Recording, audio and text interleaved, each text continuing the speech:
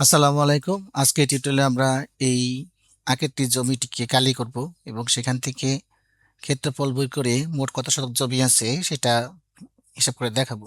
তো আমরা সাধারণত হ্যারনসের সূত্র প্রয়োগ করে জমির ক্ষেত্রফল বা শতকের পরিমাণ বের করে থাকি, কিন্তু আজকে আমরা এই টোটাল জমিটিকে একটি মাত্র ত্রিভুজে অর্থাৎ সমকোণী ত্রিভুজে কালি করে সেখান থেকে ক্ষেত্রফল শতক বের করব।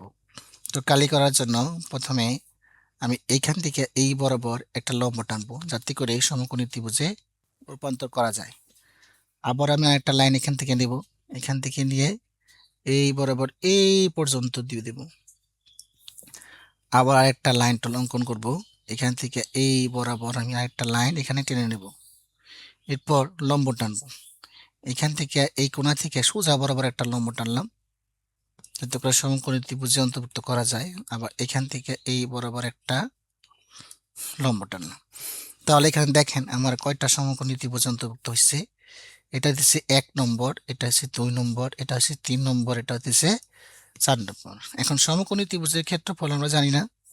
সমকোণী ত্রিভুজের ক্ষেত্রফলের সূত্রটা হইতেছে হাফ পূরণ ভূমি পূরণ উচ্চতা, অর্থাৎ 1/2 পূরণ ভূমি পূরণ উচ্চতা।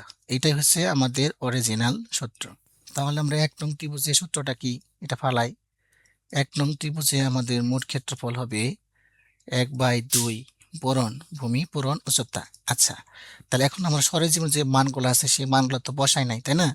এই মানগুলো আমরা এখন বসিয়ে দিই। যেমন ধরেন এইখান থেকে এই পয়েন্ট থেকে আমার এই পয়েন্ট পর্যন্ত মান ছিল 70 ফিট। আবার এইখান থেকে আবার এই পয়েন্ট পর্যন্ত আমার মান ছিল 40 ফিট। এখান থেকে এই পর্যন্ত মান ছিল 30 ফিট। এখানকার মানও ছিল কি 30 ফিট। এটা ছিল 20 ফিট। আর এটা ছিল যে এই বাহুটার মান ছিল 70 ফিট আর এই লম্বের মান ছিল 10 ফুট। এগুলো হচ্ছে আমরা সরেজমিনে থেকে আমরা মানগুলা নিয়েছি। এখন 1 নম্বর ত্রিভুজের ক্ষেত্রফল তাহলে হাফ পূরণ ভূমি হবে কত, যে 70। এটাই তো ভূমি, তাই না? তার মান হচ্ছে কত, 70। আর উচ্চতার মান হচ্ছে যে এই উচ্চতার মানটা কত, এখানে 20 ফুট। তাহলে আমরা এই 10কে 2 দ্বারা কেটে দিই, তাহলে এখানে পেলাম 700 বর্গ ফুট। এই 1 নম্বর ত্রিভুজে আমার জমির পরিমাণ দাঁড়িয়েছে 700 বর্গ ফুট। এখন যাব 2 নং ত্রিভুজে। 2 নং ত্রিভুজের ক্ষেত্রে একই ধরনের সূত্র, হাফ পূরণ ভূমি 70 পূরণ উচ্চতা হবে কত, 10 ফুট। তাহলে এখানে আমরা এই 10কে 5 দ্বারা কেটে দিই, কত হলো 5 7 35, 350 বর্গ ফুট। এবার যাব 3 নং ত্রিভুজে। 3 নং ত্রিভুজ হচ্ছে এই যেটা, তো এখানে আমার ভূমি হচ্ছে 30 এবং আর উচ্চতার মান হচ্ছে 40। তাহলে হাফ পূরণ ভূমি হইতেছে 30 এবং উচ্চতা হইতেছে 40। তাহলে এখানে 30 টাকাটা দিলাম কত, 15 দ্বারা। তাহলে 4 পূরণ হচ্ছে 60 আর 1 শূন্য, তাহলে 600 বর্গ ফুট। আর 4 নং ত্রিভুজের ক্ষেত্রেও একই রকম সূত্র প্রয়োগ হবে। হাফ পূরণ ভূমি মান হইতেছে 30 এবং উচ্চতার মান হচ্ছে 70। তাহলে এই 2 দিয়ে এই 30কে কেটে দিলাম তো 15, তাহলে 1050 বর্গ ফুট। তাহলে এখানে মোট যে 4টা ত্রিভুজ ছিল, এই 4টা ত্রিভুজের মোট যোগফল আমার এখন করতে হবে। তাহলে এখানে মোট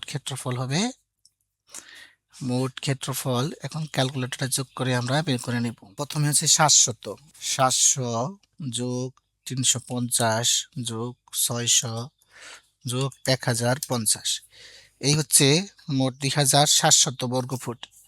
তাহলে এখানে আমরা পেলাম 2700 বর্গ ফুট। তাহলে এখানে মোট শতকের পরিমাণ কত, শতকের পরিমাণ বের করার সূত্র হচ্ছে ক্ষেত্রফলকে 435.6 দ্বারা ভাগ করা। 435.6 দ্বারা ভাগ করলে আমরা এখন পাবো, এটাকে এখন আমরা ভাগ দেব, ভাগ 435.6 কত আছে 6.19 বা 20 ধরা যায়। তাহলে এখানে মোট জমি আছে 6.20 শতক জমি। তো এইভাবেই আপনারা জমিটিকে কালি করবেন এবং কালি করে সমকোণী ত্রিভুজ যদি পড়ে থাকে তাহলে এই সূত্র দিয়েই এখানে মোট জমি পরিমাণ কতটুকু তা বের করতে পারবেন। তো আশা করি টিউটোরিয়ালটি বুঝতে পেরেছেন। ধন্যবাদ সকলকে। আর আরেকটি কথা হচ্ছে যে আপনারা অনেকে বলে থাকেন যে এটাকে হ্যারোসে প্রয়োগ করতে হবে, না অনেক সময় হ্যারোসে যায় না, সেটাও আমি দেখাবো। সে পর্যন্ত সবাই ভালো থাকুন আর চ্যানেলটিকে বেশি বেশি শেয়ার করে দিবেন এবং কোথাও না বুঝতে থাকলে কমেন্ট বক্সে কমেন্ট করবেন, লাইক করবেন। ধন্যবাদ সবাইকে।